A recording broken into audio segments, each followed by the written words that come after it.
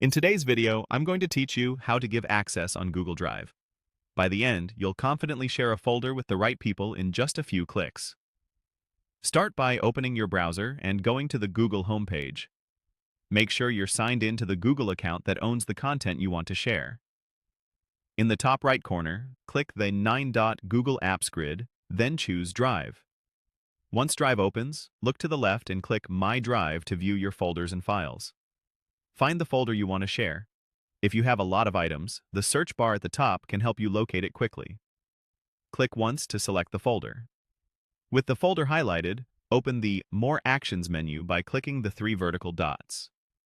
From the menu that appears, choose Share. This opens the sharing window where you control who gets access. You may see 2 main options here: Share or Copy Link. For this walkthrough, we'll use Share. In the Add People and Groups field, type the email address of the person you want to share with. If suggestions appear, pick the correct contact to avoid sending access to the wrong account. To the right of their name, use the drop-down to choose the level of access. Pick Viewer to let them look without changing anything, Commenter to allow feedback on supported files, or Editor to let them add, edit, move, or delete items within the folder. For folders, Editor access also allows reorganizing its contents, so choose this carefully. You can include a short message so the recipient knows what the folder contains and why they're receiving it. If you want them to get an email notification, make sure the Notify People option is turned on. When everything looks correct, click Send. The person you added will receive an invite, and the folder will appear in their Shared with Me section in Drive. A few helpful tips as you share.